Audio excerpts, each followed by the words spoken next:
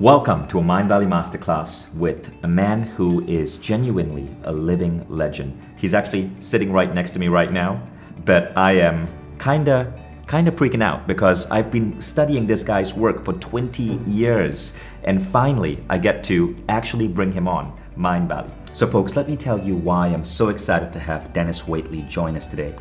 Denis told me something just before we started this recording. He said within all of us, we have more potential that we could possibly use up in 100 lifetimes, but most of us don't.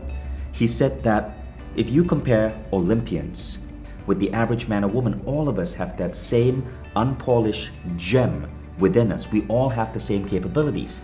We just use them differently. Think about an Olympian, right? Within a few seconds, that Olympian has to make decisions that's going to determine whether years and years and years of training is going to pay off with a medal or a loss. Where does that mindset come from? If we're all made of the same stuff, what if we could pluck out that mindset of the astronaut or the Olympian and apply it to our day-to-day living as we go through our careers, as we go through our lives as parents, as spouses, as lovers, as human beings? What would happen if we could bring these ideas into our lives? And that's where Denis excels. In this class, Denis is going to uncover for you 5 principles, 5 powerful ideas that when you take into your own understanding, something beautiful happens. Basically, you become your own greatest mentor and role model. You become your own greatest best friend, your own greatest coach, your own greatest inspiration. That's how powerful these 5 techniques are. And we're going to go right into them with Denis Waitley. So before we get started, let me just give you a glimpse of what Denis Waitley has accomplished. Firstly, Dr. Norman Vincent Peale, who's one of the fathers of personal development, said, "Denis Waitley is one of the most inspiring men of our time." John Wooden, the famous coach, said, "My advice is to read and listen to everything you can from this man." Stephen Covey, the legendary Stephen Covey, said, "His material is so fresh, so relevant, so needed, so beautifully expressed, and so vital to the kind of change we must all undergo to succeed in this whitewater world of today." But it's not just those remarkable endorsements that make Denis Waitley such an incredible teacher, someone I'm so honored to be bringing to you. It's that Denis Waitley actually created and recorded the best-selling audiobook program of all time in human history. According to Publishers Weekly, his program, The Psychology of Winning, has sold 2 million copies, generated $100 million in sales, and to this day is one of the single best-selling audiobook personal growth programs in the world. And that is the ultimate testament to how powerful this man's ideas are. But a couple of other things you might find fascinating about today's trainer. He was the chairman of psychology for US Olympians in the 1980s. He was hired to train astronauts. He's been hired to speak and motivate the staff of major corporations like Microsoft. He is perhaps one of the greatest coaches America has ever produced. So let's bring on our guest for today, Denis Waitley. Well, Bishan, it's great to be with you. I almost applauded because I didn't recognize who you were announcing. One thing I love about you, Denis, is you are so beautifully modest about what you've accomplished. Well, I've made every mistake you can make as a child, as a husband, as a father, as a grandfather. So I've made every mistake, and so I need to be humble, because if you're not humble, arrogance is God's gift to shallow people. Then before you begin with your humble story, Denis, you got to hear the story, folks, because it's so beautiful and humane. But before you begin with your humble story, requirement has it that I have to read your bio. Okay, so just sit there and blush, Denis. So Denis is an author, consultant, speaker, named to the International Speakers Hall of Fame, addressed and worked with top executives, astronauts, Olympic athletes, one of America's most respected authors, keynote lecturers, and productivity consultants. His programs have sold 10 million copies. His books have been translated to 14 languages and is one of the most listened to, if not the most listened to, voice in personal and career success. He's the author of 60 nonfiction books and considered to be one of the fathers and pioneers of the self-development industry, along with Jim Rohn, Les Brown, and Earl Nightingale. Blushing yet? A little bit too much. In fact, some of them get up and say, you know, Dennis was one of my mentors. And I said, no, you're in your 60s. Don't say that. And in those many, many, many long years, I know you've made just about every mistake possible. And that's one of the most fascinating things about you. Tell us your story, Denis. Well, that's a typical story. In fact, I'm like Johnny Everyman. I'm like everyone in the audience. I was raised here close to where we filmed this, in a poor family. And my mother and father argued every night. And so I used to say my prayers, guide me never to drink, never to smoke, and never to get married, because that seemed to be the problem that we had in the family. They were divorced when I was a little boy, and I took over about the age of 9. My mother, because she was bitter after being divorced, kind of took it out on us 3 children. So I decided that every time she was negative, I would be positive in order to survive. And I rode my bike about 20 miles to my grandmother's place so I could mow her lawn and get some encouragement. And I learned from my grandmother that I was a good boy, that I was okay, because my father said, you'll never live in a good house. That's where the rich people live, and they're born that way or crooked. So we thought in order to be wealthy or successful, you had to be slick and crooked. And so I didn't think I could amount to anything. I was called beaver teeth, buzzard beak, motor mouth, turtle breath, and Dumbo ears. My ears were the same size when I was a little boy as they are now. That's why I covered them with hair. So I come from a poor family where my father made $200 a month. He died as a penniless alcoholic. And I said, how can I break out? And so what I did is I had to do good in school, in sports, and be a good guy in order to overcome my insecurity. So I grew up with low self-esteem, insecurity, not feeling I could be anyone. And I went to the Naval Academy, and then I became a pilot. But then I had children, and then I got divorced. And then I looked at myself and said, you're a loser. You've done these things. You've flown a plane 500-600 miles an hour. You've been Naval Academy. You've done this. You've done that. But you're not married. You have custody of your children, and they want to live in California, and you're stuck here in the deepest winter in Pittsburgh. So I wrote The Psychology of Winning. I hate to tell you this, at the worst time in my life. So instead of writing a program or a book as a result of all the great things that you've accomplished in your life, I wrote the book as a lesson for me on how to turn a loser into a winner, how to turn somebody who's mediocre into a champion, and I wrote it for me. But see, now that's what I find so mystifying. Most people who write legendary programs, and The Psychology of Winning, by the way, sold 2 million copies, the audio program. But you're saying you wrote that as a loser. You hadn't accomplished much. So where did that wisdom come from? I reached deep inside. I began to study people in every field. And I'd been working with the prisoners of war from Vietnam. And they played golf in their mind for 5.5 years. And I thought, if they could be in a cell for 5.5 years with nothing to do but think, what would you think about? And they thought about going home, and they began to recreate passages from the scriptures. And the POWs actually were doing within when they were doing without. And I took my Navy pilot training, set goals and get there, simulate, internalize, and then fly the plane. And I took Navy pilot, prisoner of war. I was training astronauts. See, that was the problem. I was doing things that were really supposed to be important, but my personal life was a shamble. I wasn't making any money. I didn't have a new job. And I wrote The Psychology of Winning with no job in sight, no money saved, and children who wanted to go home. And so I said, I looked out the window like we do, I'm not going to take it anymore. I'm a loser and I'm not going to take it. So what I did is took all the research that I'd done, and I took the term POW, prisoner of war. I said, wait a minute, Prince of Wales, power of women, putting on weight. What does POW mean? Psychology of winning, of course. Life is a perception through the eye of the beholder. It's not what happens to you, it's how you take it. Well, I find that story so absolutely mystifying. It reminds me of Neil Donald Walsh's story. He wrote Conversations with God when he had just come out of being homeless, actually collecting used bottles on a street. And that became another best-selling book. But that leads to the question, Dennis, how did that come out of you?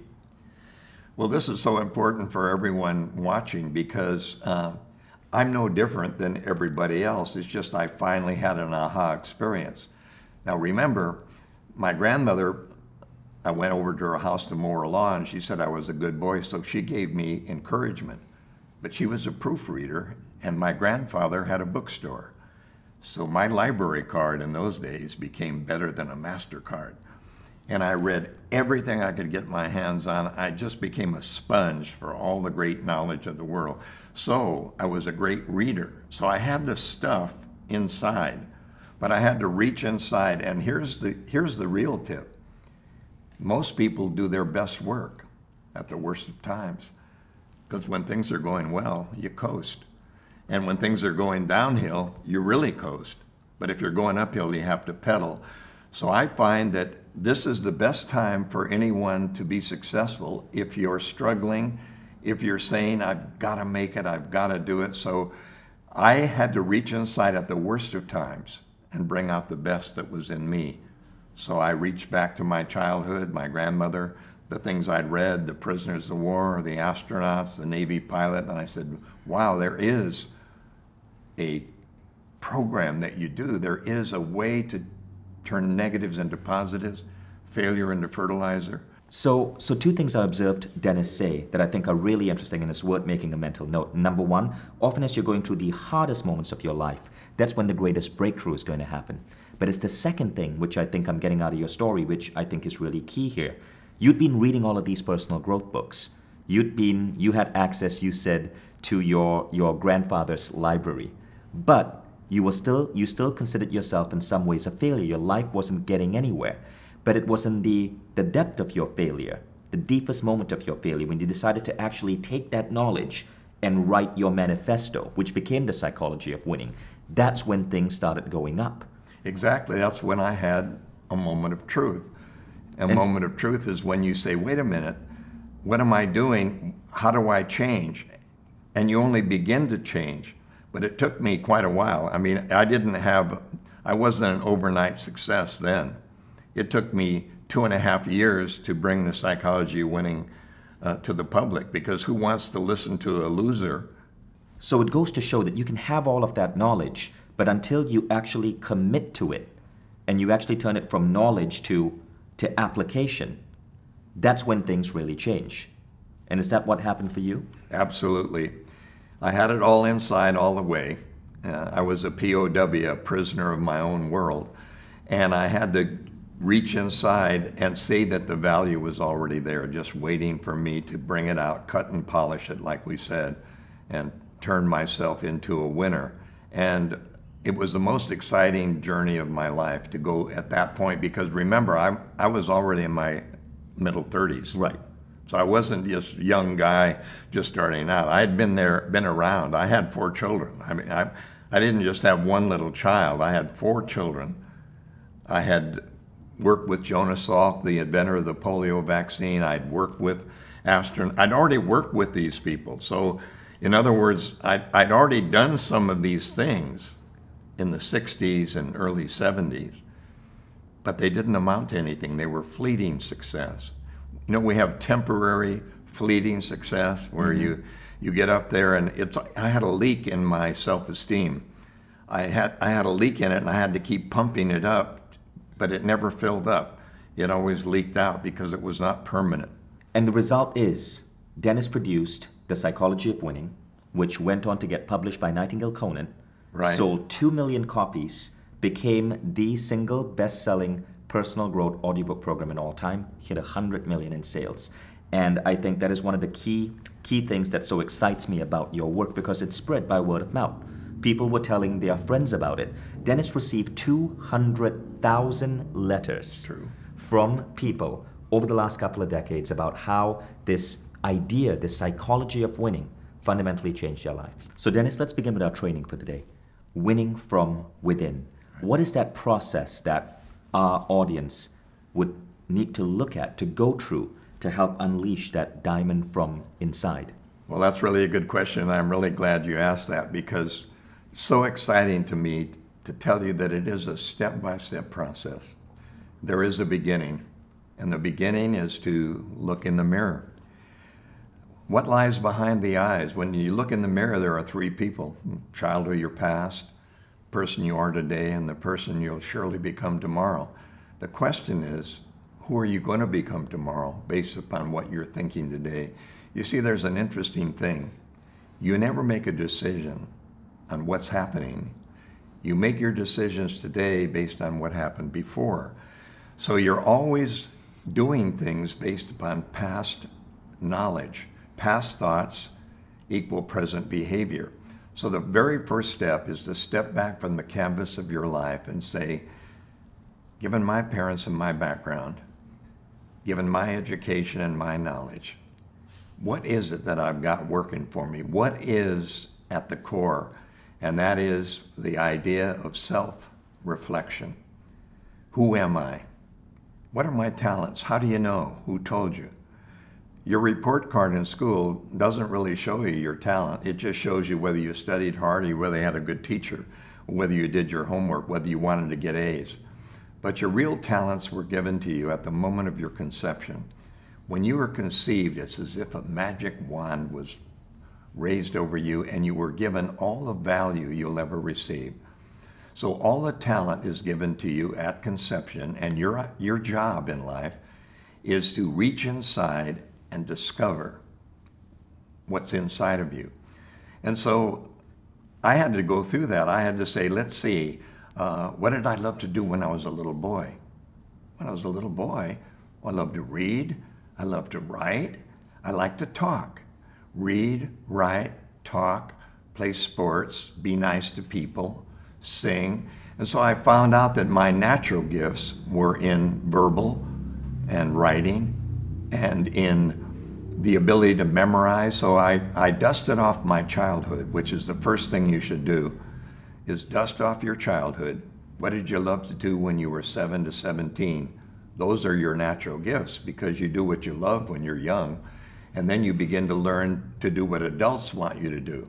So the first thing you do is you dust off your childhood, and then you look at your report card. Sure, but what did you love to do in school?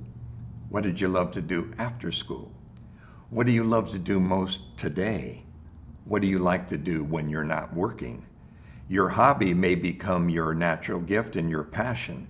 You may be chasing money instead of your passion. You may be a slave to your income and not able to break out and find the diamond within you. So the first step is to say, okay, what have I got going for me? What are my greatest strengths and what are my greatest weaknesses? In this program, the most important thing is to say one thing: I'm as good as the best, but no better than the rest. I'm as good as anyone who's ever been born, but no better. Therefore, I'm not superior. I just want to reach my potential based upon my internal belief system. First step, look in the mirror and then be honest. So Dennis, what you were saying is that the passions that we had from 7 to, what age did you say, 21? 17. 7 to 17 Yeah. are the ones that often are the gifts that we get to bring into the world. But most of us end up diverting ourselves from those passions to follow what schools and society might tell us we need to do. Absolutely.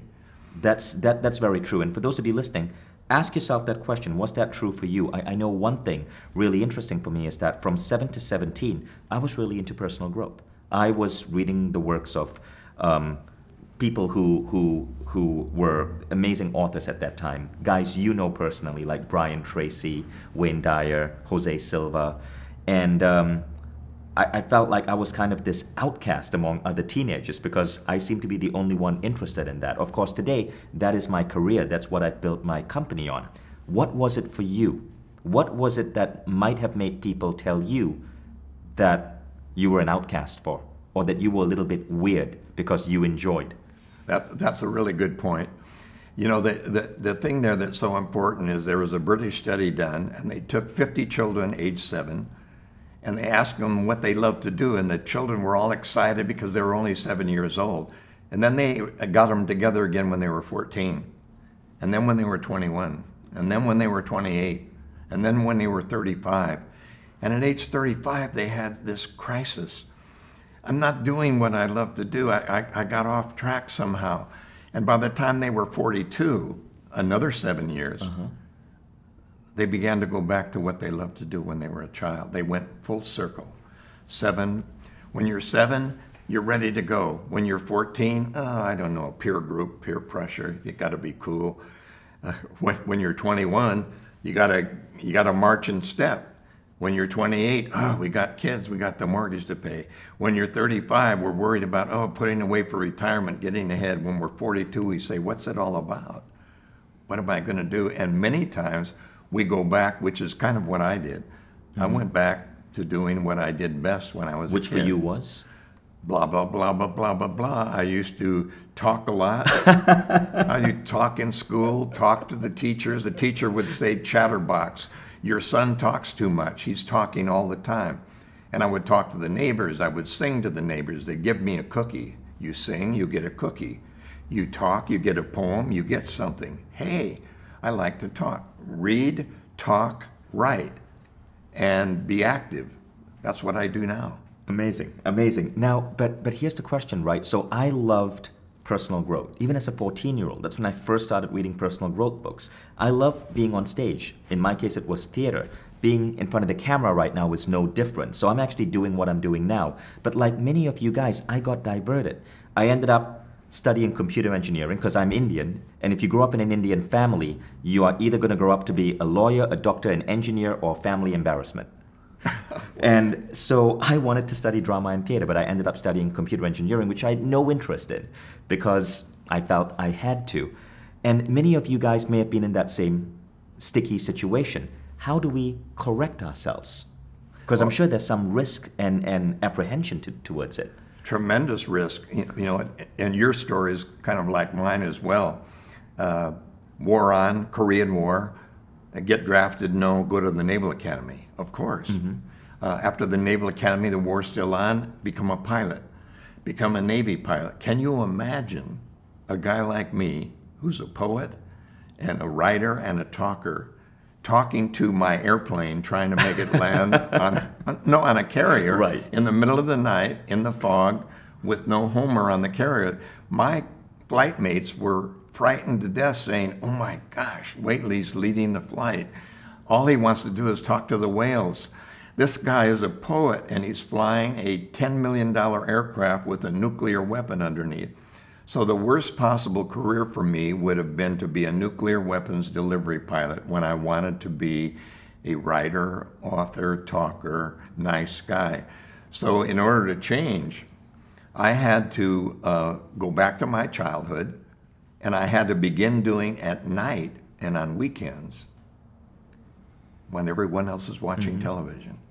Everyone else is into sitcoms and into comedy. You see, what they're doing is escaping from the goals they didn't set and the careers they didn't want. And they're using television and other activities to make up for the mediocrity and the drudgery of life, right? So they're doing things that are tension relieving instead of passion achieving. Tension relieving is when you watch other people making money, having fun. You watch them having fun, they're getting the ratings, they're having fun, they're making the money, and we're watching because it's so easy to get lost in someone else's success. What I had to do is say, wait a minute, I'm wasting my life watching them enjoy their lives. So that's why I decided to go back and at night speak. And Zig Ziglar and I gave 500 speeches before we were paid. My first paid speech was $45. It was a women's club, and they just wanted a speaker for the day. And then I spoke to the Kiwanis and the Rotary and the Lions Club, and hundreds of speeches. When? At night and on weekends. Why? I have a job. I have to work. So what you do is you, in your prime time, your free time, you live your passion, because you don't just quit and chase your dream. Because that would be risky. You earn your money and you do things in prime time when everyone else is watching. And that was the biggest breakthrough for me, is to start doing and sit there and stop viewing. Stop viewing, start doing. So question to you watching is, what can you do in your prime time to help you steer back towards your passion? In my case, I was working in technology sales in New York. Couldn't stand my job. And in my prime time, I thought myself web programming, built a website to sell meditation courses. And I was teaching meditation classes in my prime time for very little money. But it's because I was obsessed with personal growth and I wanted to be in front of an audience teaching. So what is it that you could do in your prime time? I think that was the first key. Absolutely. Now let's go on to the second item. The second item would be, you got to be honest with yourself. I mean, self-trust. All relationships are based on trust. Break the trust, you break the relationship. So trust is, don't be a phony. Don't try to live somebody else's dream. Don't be a Tony Robbins if you're not a Tony Robbins. Don't be a celebrity. In other words, be real. And that's why you get to know yourself first. You look back and you say, okay, this is who I am. I'm humble, I'm more introverted, I'm maybe not that exciting. And then when you speak to people, always tell the truth. The problem with being dishonest is that at the most important time in your life, you're a leader, you've made money, people look up to you, and then they lift up the curtain, and the Wizard of Oz wasn't a wizard after all. He was just a human being. And what we tend to do sometimes is try to take our resume and spruce it up too much. Right. When you're young, nobody checks because you're not important. But when you're important, everybody checks. So why should you have an investigative reporter? And why should you have somebody lift up the curtain on your life? Why not be real all the way? You've got so much value, you don't need to exaggerate what you do. And so telling the truth and being honest and having non-situational integrity, and I teach high school kids this. Mm-hmm. Most fun for me is to go into high school, and this would be good for you who have children. I throw a wallet on the floor in front of the high school and it has $800 in it. It's got credit cards and a photo ID. And I said, do you find it on the street? You're coming home from school, what do you do? And they said, we take the money out and maybe try to send the wallet back. I said, you mean finders, keepers, losers, weepers? They say, yeah, the money's there. I took the money. They didn't know. Mm-hmm. And I said, well, wait a minute now. You'd do that if it was your mother's wallet? They said, well, I'd take $200 out. I said, what if it was your neighbor's wallet and she was on dialysis and it was the only money she had? I'd give it back then. I said, oh, I see. So you're honest in certain situations when it's important to you to be honest, but you're dishonest in order to get ahead. Expediency. Then I reverse the situation. You're on your way to Australia on a youth program. You go in the bathroom and get yourself fixed up before you get on the plane, but you leave your wallet. It's got $800 for the whole trip in it. And you leave it in the restroom. You go back on the plane. You realize you've left it in there, and you run back. What do you hope? They said that our wallet is still there with the $800 in it. I said, of course, but what if someone like you is there? Right. And they say, well, in that case, I'd leave it. And I said, what if the security guard picked it up? What if somebody else is not as honest? So what's the message? And the message is, treat everything that you find as if it were your own. And not do unto others the way they should do unto you, but do unto others the way they should be done unto, to make them be all they can be. So I always treat everyone as if they are an executive with great potential. And I try not to tell people things that are not true. Wow. Just to make myself feel good. That's why I told you that I wrote The Psychology of Winning While I'm Losing. I don't like to say that. I would rather say, as a result of my life, as a result of all of my accomplishments and the money I've made, I wrote this program based upon my success. And if you will listen to my webinar, I'll give you everything that I learned and being a champion that I am. No. Right. I'm going to teach you everything I learned from my own mistakes and having to dig back deep inside at the worst of times to turn them into the best of times. So to me, I'm like Jiminy Cricket.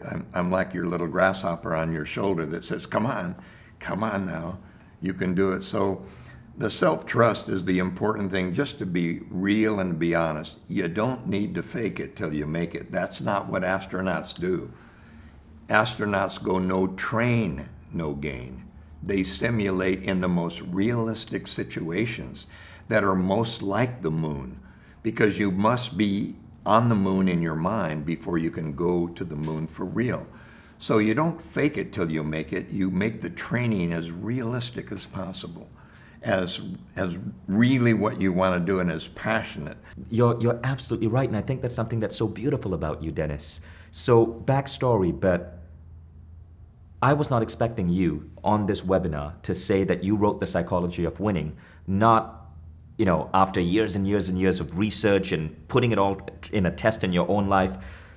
But you were directly honest, and you said you wrote this when you were actually failing. And that was one thing really interesting that I observed about this man. But there's something else which you guys probably didn't see, but it happened backstage.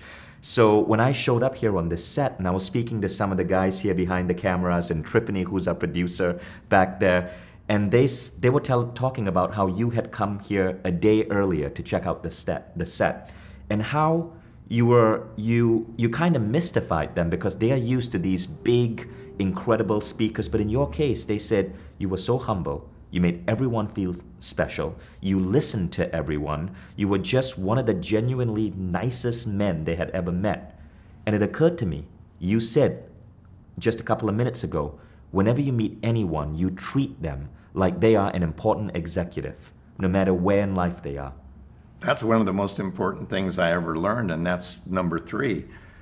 Number 3 is core values. Can we just pause? Just want to appreciate you for a second, because I just think what you said was just so beautifully profound. Thank you. Okay, now you can go to number 3. Okay.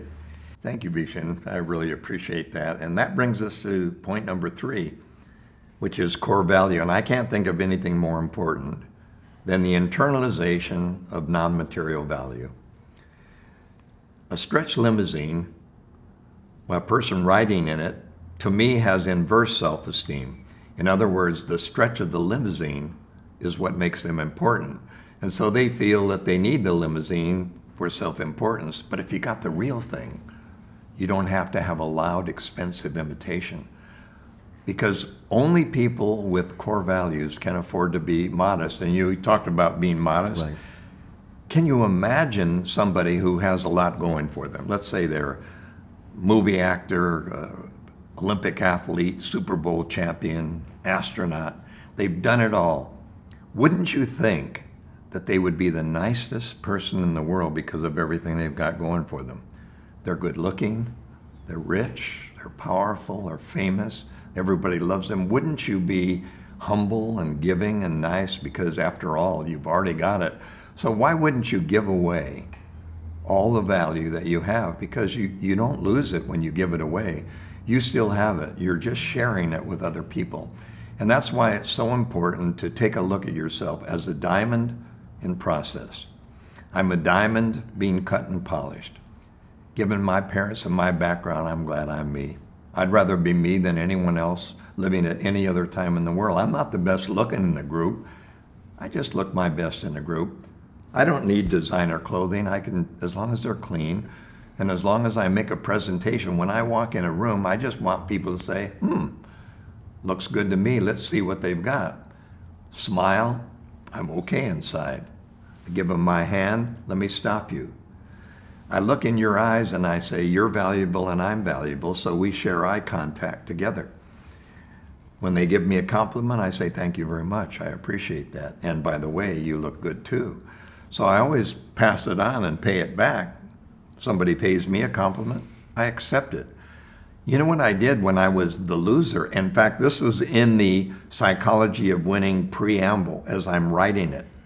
Gee, Denis, pretty good. Is that a new suit? No, actually, I was going to give it to the Salvation Army of the Goodwill. Is that a new tie? No, I've got mustard on it, actually. New shoes? No, the heels are run down. Gee, Dennis, great golf shot. Yeah, I closed my eyes and swung. Do you know I give people compliments? I've said to her, you have beautiful hair. She says, split ends. Need to go to the beauty parlor. Every time I give a compliment to somebody that doesn't have core value, they throw it back nervously as if they don't deserve it. But winners accept graciously the value that is bestowed upon them by others, and they're very gracious with the value that they have. So the only thing you ever need to say is, thank you very much, I appreciate it, and accept every gift that's given to you, rather than trying to say that I'm not worth it. You see, humility is serving others with grace. Humiliation is when you talk yourself down to make other people look good. So the important part of core value, it's a total package. Clean, smiling, optimistic, the way I talk. When I answer the phone, I always give my name. Why wouldn't I? Why wouldn't I want them to know it was me? Right. Instead of saying, hello, I say, hi, Denis Waitley, and they say, we know, Dad. And I said, no, I just, in case it wasn't you. So I give my name, and I always give my name first when I'm introducing. I say, hello, I'm Denis, or I'm Denis Waitley, what's your name? And I try to repeat their name, because if I don't, I'll forget it, and then that's the worst thing you can do, is forget the value that just walked in front of you. So I say, very nice to meet you, Vishen, very nice to meet you, Stephanie, very nice to meet you. And I try to remember that value that they gave me. But there's an instantaneous impression. Usually it's within the first 3 minutes. And people make their mind up about you very quickly. And they make it up based upon body language, the way you walk, the way you talk, how humble you are. And if you must speak, ask a question, because too many people like me like to talk. So I've learned with my children the hard way to ask them questions and then be quiet. And that way I'm drawing out of them their value. So this core value thing is so important, because all the potential you'll ever have is already there. You couldn't use, as we said, in 1,000 lifetimes, your potential. You could memorize everything on Google, because Google is Googling what's in the brain, and the brain invented Google and the computers and interactive and everything. So a human brain does all this stuff naturally, and we could memorize Wikipedia from A to Z easily. It just is we're lazy and we don't want to do that, but we could easily. We have this enormous capacity. So the thing to do is say, okay, I'm a winner. I like myself. Not I love myself to the point where I'm better than others, but I appreciate myself and my value. And you do that because you give more in service than you receive in payment. And if you're the kind of person that gives more in value than you receive in payment, you'll be sought after for the rest of your life. Everyone wants someone who gives more than they get. And if you're that kind of person that has plenty of value to share, plenty at the core, and if you can understand that you're as good as anyone who's ever been born, but no better, that will keep you humble. And that humility will be the thing that will set you apart from the people who shout the loudest, because the people that are loud and aggressive are actually calling for help. They need the attention. They need the boister. They need the bluster in order to be important. That's why people with low self-esteem are loud, angry, putting you down, because they need the power over you. But if you got the power, you can be gentle. You can even be introverted. You don't have to make a splash. You can make a ripple, but that ripple will last a long time. So poetically, beautifully said. And I love how number 2 and number 3 tie together. Number they really do. They do, yeah. Number 2 is about being honest about yourself and treating everyone like they are an important executive. And number 3 is about, as you do that, understanding that you are fundamentally important as well, and having that faith and that belief and that love for yourself, but without seeing yourself as being more important than anyone else. Yes, but then that brings us to number 4. And I forgot that when I was writing The Psychology of Winning. Then I knew that I wasn't doing number 4, and number 4 is personal responsibility for taking action. Dreamers, people who dream. I know people who've had the greatest ideas, the greatest inventions. The greatest singers will never be heard. The greatest songwriters will never have their songs sung. The greatest artists will never be watched. Mainly because they didn't have an agent, of course, but the real reason is they didn't take the action necessary. It happens to me all the time. A young person comes up and said, I want to be a rock star. I said, where are you singing now? And he said, no, I'm driving, I have to drive a UPS truck, and we just got married, we have a little baby. I mean, I said, where are you singing on weekends? Where are you singing at night? Because you have to be singing in prime time. So I think personal responsibility is one of the greatest things that we need to learn. And that's one of the missing things today in society, because we keep believing that we're entitled rather than empowered. If you're empowered, the power is inside and you take action. If you're entitled, you wait for someone else to give it to you. The problem is opportunity never knocks. It never comes with the phone call. Unfortunately, the incoming call wants something from you. The outgoing call is what gets something for you. I've never received a phone call from somebody who wants to make me rich. I've only received phone calls from people who want me to help them be more successful, solve a problem, but they're not calling me to say, what can I do for you today, Dennis? They're saying, Dennis, I need your help today, and I understand that. And that's why being proactive and responsible for your own success. And that is being able to take the risk to look foolish in the eyes of others. There never was a winner who wasn't a beginner. When you begin anything new and you get out of your comfort zone, and there is a comfort zone here, and the comfort zone is that most people are a thermometer.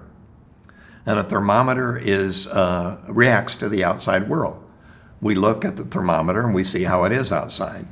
It's like looking out the window to see what kind of day it's going to be, looking at externals. Right. And many people look at the world situation, the government, the financial policy, their job, their income, their situation, and they determine that that's what determines their future. The truth is, the brain is a thermostat, not a thermometer.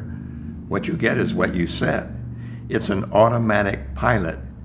It's if you will, a guided missile. It is a GPS system. And what you do is you take your thermostat self-image and you put it on high. You put your imagination on high.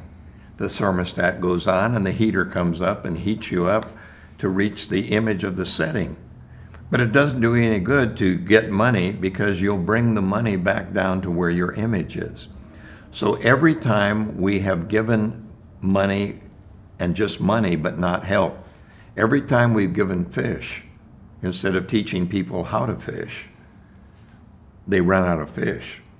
But when you teach them how to fish, then they take responsibility, because then they say, if it is to be, it's up to me. Life is to do it with my creation, for others, to myself project. And I finally put myself behind the wheel in my transportation vehicle. And I said, it's your choice. What do I control? I control how I use my free time. What do I control? My thoughts. What do I control? My role models. What do I control? The way I respond to people. What do I control? Yeah, my communication. What else do I control? I control whether I speak or whether I'm quiet, whether I listen or whether I talk, whether I'm negative, whether I'm positive. I choose that. You know, so I've learned a lot from people like Reinhard Niebuhr, who wrote the Serenity Prayer. Give me the serenity to accept the things I can, the courage to change the things I can, and the wisdom to know the difference. Here's what I've done. I'd like to create a seminar for you right now called Change the Changeable, Accept the Unchangeable, and Remove Yourself from the Unacceptable. What do you control? Your reaction to what happens and your next thought and action. That's what you control, your response and your action. Change the unchangeable? No. You accept the unchangeable. Everything that has happened to this moment is history, and you learn from it, and you grow on it, and you look at what you've learned from it, but you don't live in the past, change the changeable, next thought and action, accept the unchangeable, history, and remove yourself from the unacceptable. What does that mean? Don't hang around crybabies, pity parties, group griping, grudge collecting. Don't watch all the negative stuff on the news. Don't hang around whiners. Winners are never whiners. In other words, you take control by controlling your immediate response to everything that happens. And that for me has been a life changer. I used to be Waitley come lately. I had a it's a great name. Waitley, wait for me. What have you done for me, Waitley, lately? I was always late. Why, I'm busy. Oh, I'm busy. I mean, I got all this stuff. So I was late for the plane, just barely got on. It's okay, I'm important. I'm first to the gate, Waitley, now. Why? Well, people told me my time was not important to them. Their time was not important to me. They told me that they didn't like the fact that I was always late, so I decided to change.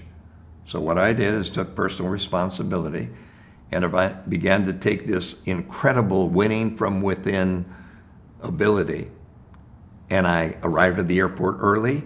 I made other flight arrangements. There could be traffic, could be a delay. And I always now arrive early for appointments, never late. And people say, wow, you're really punctual. I said, yeah, I'm Denis Swiftly now, but no more Dennis Rushley. So in other words, I've taken control of the things that I can control in my life, which are my own thoughts and actions. And I also control my anger, because anger is one letter short of danger. And anger is threatened value. And so no matter what anyone says to me, I take a deep breath and say, I understand how you could think and say the things you do, but I happen to feel a little differently, and if you're interested, I'll tell you. If you're not, it's okay. But I always say when people put me down, thank you very much for the feedback. I appreciate it. I'm into a self-improvement program and need all the help I can get. Thank you very much. So I never get upset. Now, Denis, let's go back to the thermostat versus the thermometer. Right. So give us an example. How would we set a thermostat? You gave a couple of examples: punctuality, being calm rather than angry. Is there a collection of ideals that we set a thermostat to? Absolutely. Well, we set our thermostat on high value. So we set our thermostat on honesty. We set our thermostat on nutrition. I eat only when I'm hungry. Water's my favorite fitness drink. I eat fruits and vegetables, fiber-based carbohydrate, lean source protein, usually fish, sometimes chicken. So we go into this thermostatic setting. Practice makes permanent. So the more you think it, the more you internalize it. It becomes automatic, and the thermostat setting stays on high. So it stays on high. And then your environment rises to meet the thermostat settings. Yeah, the performance rises to the thermostat. The thermostat never rises to the performance. That's why I only had temporary success when I was young. Oh, I had success. I don't mean to say I was losing. I mean, I flew an airplane off a carrier. Right. I mean, I did certain things. I had... We believe you. Yeah. I mean, I did a few things right. So to recap, the points thus covered, right? The first one is looking in the mirror. Right. It's self-perception, being true to where your passions are, looking at, are you really following what you are meant to do, or are you doing what society says you need to do? And if you are doing what society says you need to do, you want to use your prime time to start taking action towards your dreams. Number two, be honest with yourself and be honest with others. Treat others like they are important executives. Number third, as you do that, maintain high core values. Love yourself, believe in yourself. Think of yourself, know that you are a diamond ready to be polished and cut. Number four, accept personal responsibility. Set your thermostat to where you want it to be and watch the world around you rise to meet that thermostat setting. Right, and then you'll end up with number 5. Which is? Live by desire instead of fear. Reward of success or penalty of failure, take your choice. You have to make a choice in life of whether you want to be motivated by have-tos and can'ts or want-tos and cans. I've always said success comes in cans, not in cannots. So do you have to work? No. You could choose to try to go on welfare. You could do something. You could live on the street. Do you have to work late? No, you choose to because there are things to do. You really don't have to do much in life. Everything's a choice. So when you live by desire, the reward of success, you're looking through the front windshield of your Ferrari. When you live in the past, you're looking through the rearview mirror, and you're looking at where you're coming from rather than where you're going to. So desire is the greatest way to live your life because it's the way you either train a dog or train a porpoise. You train a dog not to go outside the yard by an electric fence or a chain. You train them in the yard and finally they realize they have learned helplessness. Mm-hmm. You train an elephant by putting his foot in the chain and then he put a peg in the... After a while, you don't need a chain, you only need a little leash.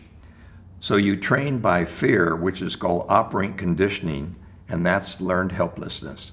The more failure you have, the more you realize you don't have potential, and you live by have-tos and can'ts.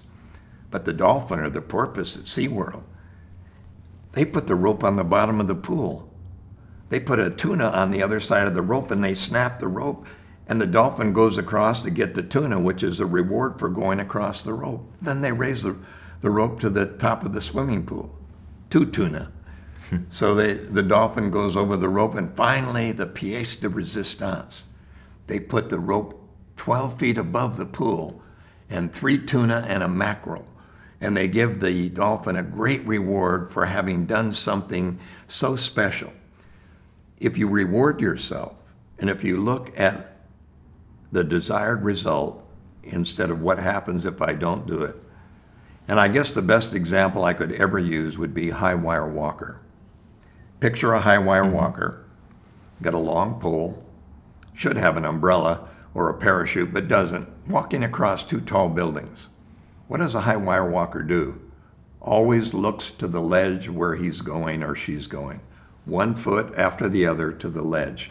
Never, ever look down at the penalty of failure. 24 stories of or else. If you're going to be a winner in life, you have to go for the desired result, the reward of success, and never consider the penalty of failure. The things that would be so easy to do become so difficult to people because they're afraid of being foolish, of being rejected, of failing. The worst punishment is to be embarrassed when you didn't mean to be funny. That's the worst punishment. A child being rejected or laughed at, a person being looked at as being an outsider. The worst rejection is to feel foolish in the eyes of others, and that's why people don't go after their dreams. They're too worried about the penalty of failure, too worried about the reaction, and not excited enough about what's in front of them. So just like I talk the high wire story a lot, I actually do it in webinars and seminars. I actually put a plank 24 feet long, 24 inches wide on the floor. And what I do is put a $10 bill at one end, and I put a person from the audience on the other end, and you ought to see them. They're able to hop on 1 foot, backward on 1 foot, and then I blindfold them, and they can pick up a 10. They picked up 10 $100 bills, jumping backward. And then I said, this is getting expensive. So then I put it up imaginarily between 2 tall buildings. They say, I'm worried now. I said, don't worry, nothing down there. And I put a piece of cloth over it so you don't see the street. It's a little windy, but the plank is pretty firm. And then I put $1,000, maybe 10 $100 bills and a pebble on it so the wind won't blow it off. I put them at one end, and you know what? Almost no one is willing to go get the $1,000 they just got off me on the floor. Why? Because the reward is no longer great enough to overcome the risk of failure. Look for the reward, you go for it. Worry about the penalty, you fall for it. It is impossible to concentrate on the reverse of an idea. Just think about that. No, you don't lose weight. No, you don't repair a bad marriage. No, you don't stop being late. you're on time, you're trim, you have a good marriage. That's the goal. You don't want to come away from what you don't want. The mind cannot reverse that. It is impossible for the mind to take something that you say or think and flip it to the other side. You know, an example of this more close to home and more close to all of you would be a meeting I recently went to in a company. And the general manager of the company stood up and said, unless we get a 17% increase in productivity, we're going to close the plant in 6 months. Within 24 hours after the meeting, many of them quit, wouldn't you, if they were going to close the plant in 6 months? So did they hear the 17% increase? No. They heard close the plant in 6 months. So remember, when you're talking to somebody and you're thinking of something, think about the reward and stop dwelling on what happens if it doesn't work, because you'll move toward the reverse of what you want. Denis, thank you for those 5 ideas. Those were fascinating. And I'd like to ask you, could you quickly summarize the 5 for us? Sure, because they're so much a part of me. Number 1, look in the mirror and see your talents and see your potential more than you could use in 100 lifetimes, and you have the barriers that are only invisible. Number 2, self-trust. Be honest. Be honest with where you are now. Be honest with your limitations as well as your assets. And by being honest, you'll develop the greatest skill of all in communication, mutual trust. Number 3, core values. The diamond is inside, just waiting for you to cut and polish it. Self-esteem. The deep down, inside the soul feeling of your own worth, regardless of your current performance. Remember, performance is a reflection of value, not a measure of it. Number 4, of course, is something that took me a long time to learn. Winners make it happen, losers let it happen. I'm behind the wheel of my car, I'm driving my plane, I'm creating my own life, living by choice instead of by chance. Personal responsibility. It's me, after all. And the final one, of course, is desire, the flame of desire. Winners dwell on the rewards of success. Losers dwell on the penalties of failure. Be a person who's obsessed with the desired result rather than the penalty of failure. If you put those 5 together, you'll be a person who turns attitude into action and virtual into reality. Thank you, Denis. So these are really 5 powerful mindset shifts. And what I love about ideas like that is as you bring them into your life, they fundamentally change how you function in the world. Now, I want to suggest just a simple little mind hack to help you retain these ideas. If you open up the workbook, you'll see these 5 ideas are there. It's in a fill-in-the-blanks format. So if you've been doing the workbook well and being disciplined and a good Mindvalley student, you've probably written down, filled in the blanks, and you probably have these 5 ideas written down in your workbook. Cut out that page or rip that page or take a picture of it in your iPhone and make sure you have that image on your desk, whether it's a ripped out piece of paper, the page from your workbook, or an iPhone picture. Make sure you look at that 24 hours from now, and then the next day, and then the next day, until these 5 ideas sink in and you can almost recite them from heart. When you're able to recite them from heart and maybe take these ideas and teach them to your kids or other people you work with or your friends, you know that you've fully embraced them. Because something Denis said earlier really resonated with me. You knew this stuff before, right, Denis? You read books on this. Of course. Your grandfather, you said, had that entire library. Right. But you still felt you were a loser because you were not living them. Exactly. And there's a difference between knowing this as a form of interest and actually being committed to these ideas. Now, some of you may want to take this to the next level. So I'm going to invite you to join us on our new 90-day program on the psychology of winning. And you guys, as you know, Psychology of Winning was the best-selling audiobook personal growth program in history. Still now today, according to Publishers Weekly, it has sold and has been listened to by more people than any other audiobook program. Over 100 million in revenue was generated from this one program when it was published in what year, 1970? Well, 1978, the audio, and then the book came out in 1980, and the rest was history. It's just kept on. 2 million copies sold, right? So that's pretty powerful. Now, what we wanted to do here at Mindvalley is take Denis's legacy and update it for this generation, for this year. But not just updated content-wise. As you guys know, this is going to be unveiled on our Quest learning platform. So what's happening is thousands of students are going to be enrolling in the new psychology of winning. We're all going to start on a particular start date. That's how Quest works. Everybody starts together. And how this program works is that over 12 weeks, Denis is going to come on and teach you guys a powerful idea every day. So if you enjoyed these 5 ideas, and if you can see how these 5 ideas could instantly make an impact in your life, imagine getting 60 of these nuggets of information, right? So how it works is that every day for 12 weeks, you're going to log on to the Mindvalley Quest app and listen to Denis for 10 to 20 minutes. And he's going to implant an idea in you. And these ideas build up. Now you're going to get a new lesson every day, Monday to Friday. Saturday and Sunday is catch-up time. And we go from week 1 to week 2. And at the end of 12 weeks, you've gone through a fundamental transformation. Denis, there's a reason you picked 12 weeks or 90 days. Could you tell us why? Because 90 days is the length of a season. And the farmers use it, and companies use it. Why do we have a quarterly report?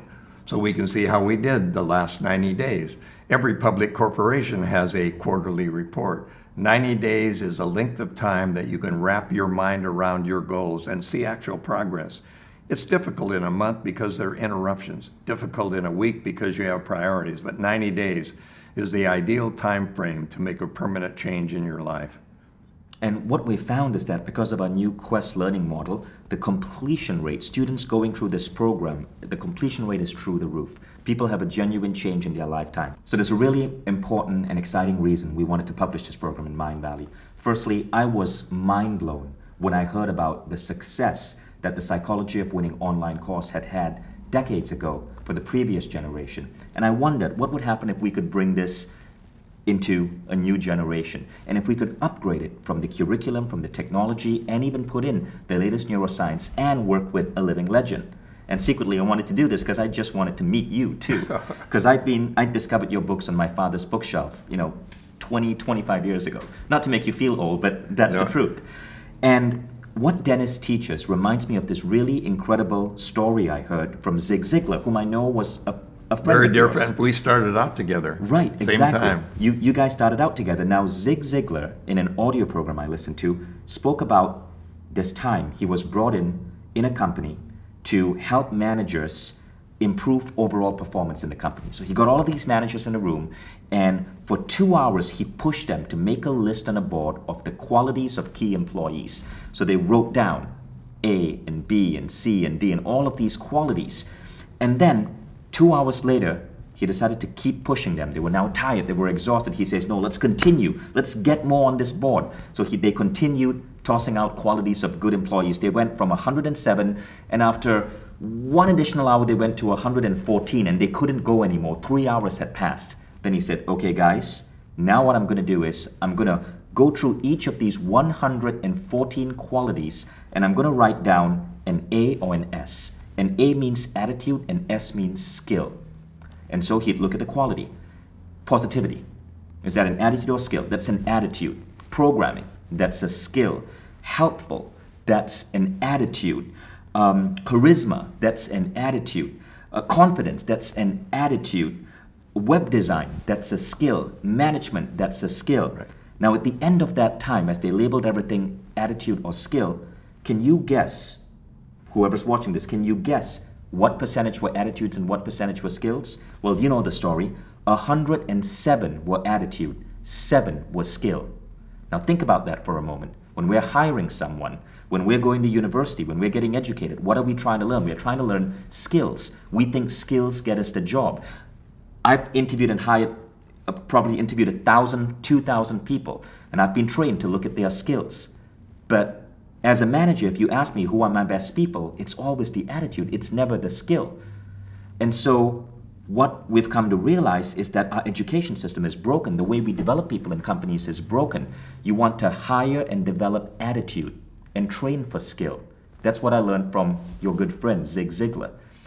So I wondered what would happen if we could take the master of teaching people the right attitude, create an updated program for a new generation, and get this to people and companies and teenagers all around the world. Can we offset some of that bullshit that our education system teaches us by training us on skills that we can Google on our smartphone, but not teaching us the right attitudes to be a winner, to be successful, to make a freaking dent in the universe?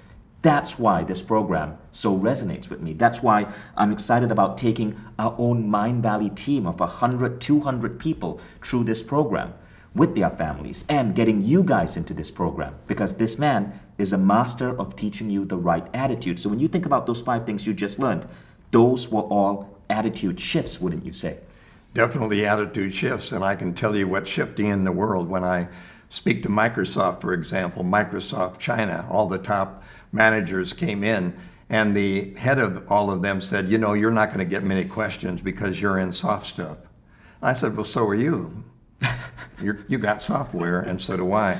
But the software drives the hardware. And so I gave them just what you said. I said, you know, people get fired for personal reasons. Think about it. Why do they get fired? They're late, they have a bad attitude, they don't feel good, they're angry, they procrastinate, they have all these things, and yet those are not skills. They know their job skills. They don't have to teach them that. What is going on all over the world in big companies now is they're teaching people right out of university and the MBAs how to communicate with themselves and other people. They're teaching personal development because you cannot separate professional development from personal development today. They're all the same because they're all based on your belief system and the way you communicate with people, but most importantly, the way you think and communicate with yourself. Therefore, it takes employees and makes entrepreneurs out of them. That's what you want. And you want managers to become leaders. You want people who dialogue with each other and innovate rather than just do what you tell them. And that's the big change in corporations today. And that's why you can actually sign up for this program as a company and get a discounted rate for all your employees if you're a manager or a boss. But if you're an individual, this program is your path to career success. Because remember, it's attitude that truly matters. And the attitudes you learn here are the attitudes of Olympians, of top coaches, of NASA astronauts. And this man is the master trainer. But the thing is, this program is so much more than just boosting your career. So ask yourself this: do I have a runaway career that's growing and growing and growing every quarter? Am I a champion at the family level? My spouse, my kids look up for me and see me as a role model? Am I in the peak of my health and capabilities? Do I wake up every day excited about plunging into life and doing what I'm here on planet Earth to do? If you can answer yes to these 4 questions, this program is great for you because it's going to help you take those to the next level. But if you cannot answer yes to all of these questions, this program is even more relevant to you because all of us need to get there. That's the mark of a well-balanced human being living his true potential. And all of us should be living at that state. Education system doesn't really teach us to get there. Psychology of winning gets you there. Anything you'd like to add, Dennis? I would, Vishen, in the sense that winning and losing are habit forming. We learn by observation, imitation, and repetition, and everything you'll ever be is who you observe, what you read, what you listen to, and what you watch. Why do we do what we do when we know what we know? Because we don't do what we know.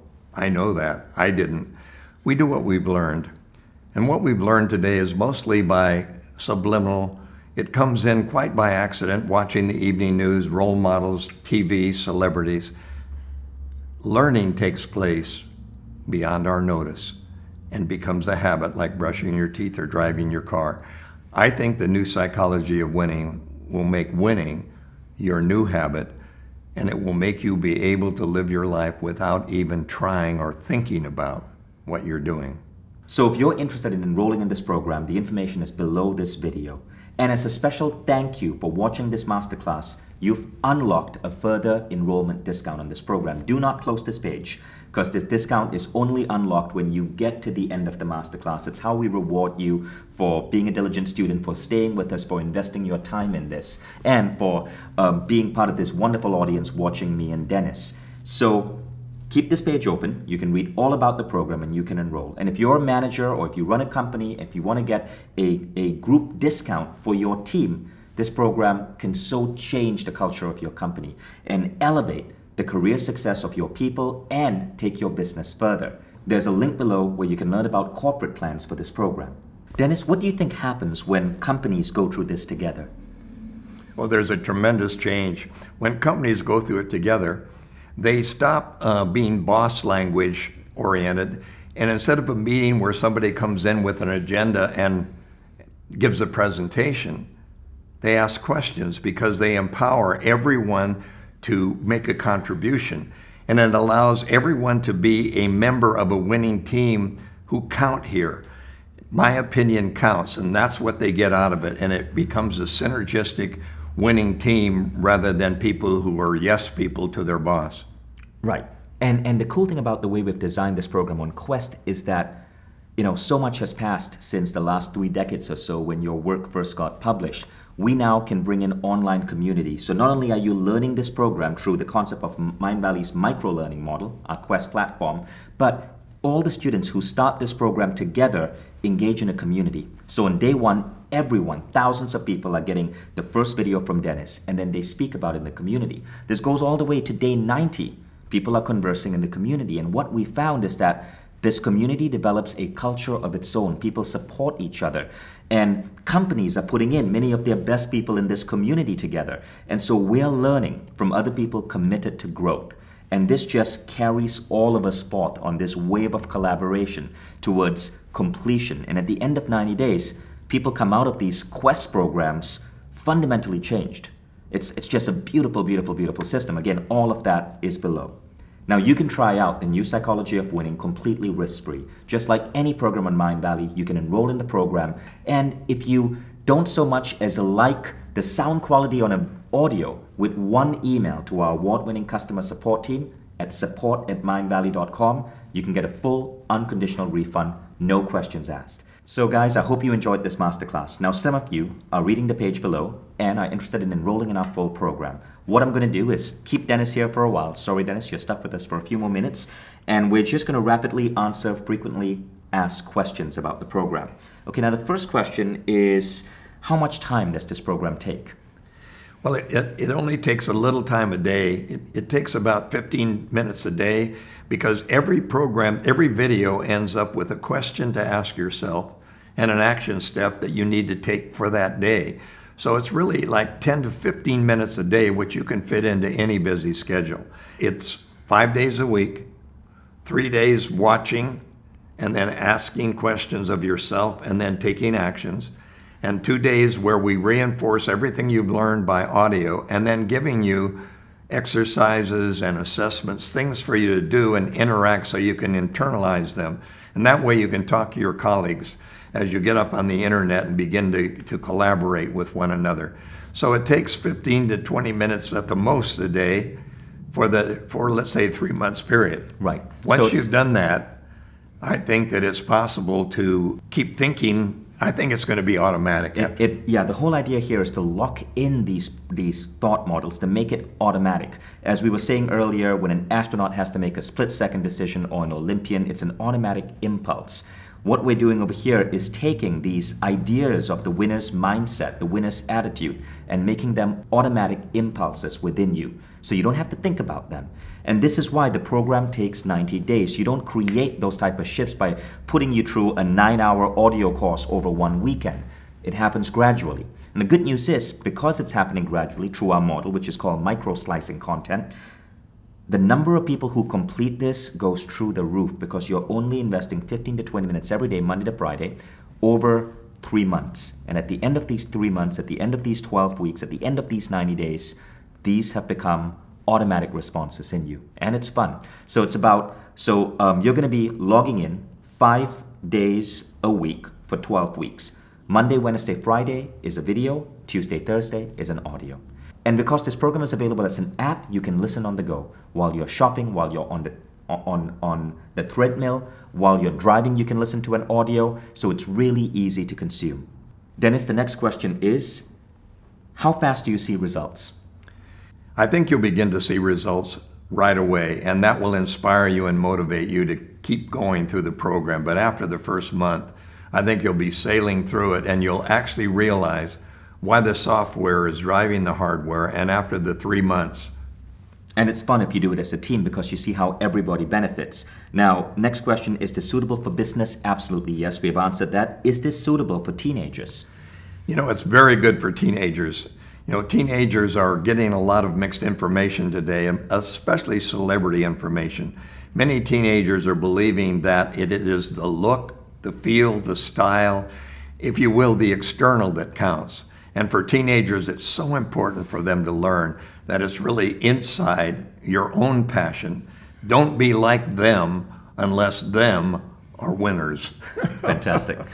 So that's it for the FAQ, and thank you guys for joining us. I look forward to seeing as many of you as possible enroll in the program. Again, keep this page open. Don't close this page, because on this page you get a special discount you will not find anywhere else on the web. It's only on this page. It's only activated after you watch this webinar. So I look forward to seeing you in this program.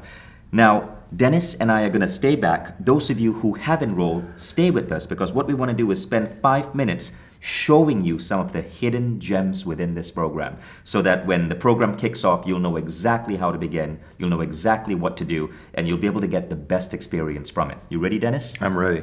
Okay, so the first thing is, when you enroll in the program, you're going to get an email from us, and this email will welcome you into Mindvalley's Quest platform. Now, you can take a Quest content directly on home.mindvalley.com. Just go to home.mindvalley.com. It's where you consume our courses. It's where you consume your subscriptions. It's all in the same place. You only have to remember that one link, home.mindvalley.com. Now, here's the important thing. For Quest, we've created a separate app called Quest by Mindvalley. Get on the App Store or get on your Android App Store and search for Quest by Mindvalley. Download the app. Now, if you already have a Mindvalley login and password, it's super easy. You use that same password to access this program on our web, on the app. If you're a new customer, we'll ask you to create a login and a password. Now, the beauty of the program is you're going to be spending around 15 minutes a day going through the content, and then we strongly encourage you to dive into the community and leave a post, share an insight, communicate with someone. So my tip to you guys is, make sure you carve out a specific 20-minute chunk every day that you know you're going to listen to this program, Monday to Friday. Now, many of you might be thinking, gosh, I'm so busy. Do I really have time for this? Let me tell you this, right? The 20 minutes that you carve out for this program, take it out of your work. I'm actually saying that. Take it out of your work. Because what this program will do, and the mistake most people make, is that they stay stuck in a rut at work doing the same thing over and over and over and over and over again because they're too busy to step away and improve how they're doing things. But when you break that pattern, if you're willing to take 20 minutes away from your work and invest in your personal growth, that's when you start seeing that new ideas come to you. Your attitude shift. You start making greater breakthroughs in your career. I was found as an entrepreneur that my greatest breakthroughs came not from repeatedly doing the same thing, but stepping back and learning some new aspect of personal growth. Right. So Denis, what would be your tips for this new batch of students about to start this program? Go into it with an open mind and a feeling that you're really going to get something out of it, because I guarantee you that's what's going to happen to you. You're going to get tips about yourself that you never dreamed about. You're going to find out why you're the expert on yourself, why you should be your best coach and role model, why you should be your own mentor. You're going to learn about the limitations that are invisible that are holding you back. You're going to learn why you're so valuable and as good as anybody else, but no better than anyone.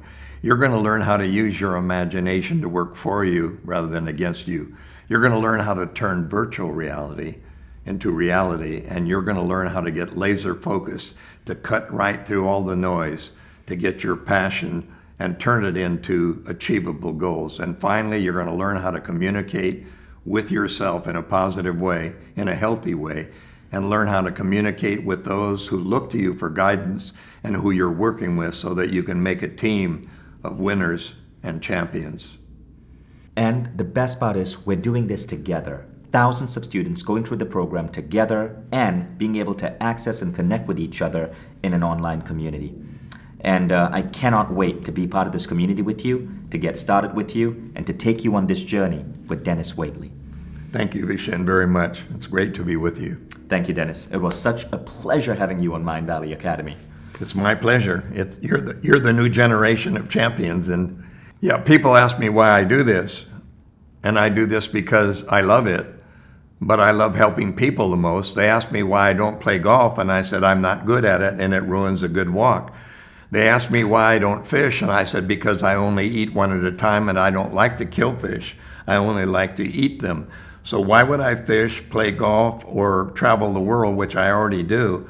But I travel the world creating winners. And what could be a better thing to do with my life? And I thank you so much for making it possible.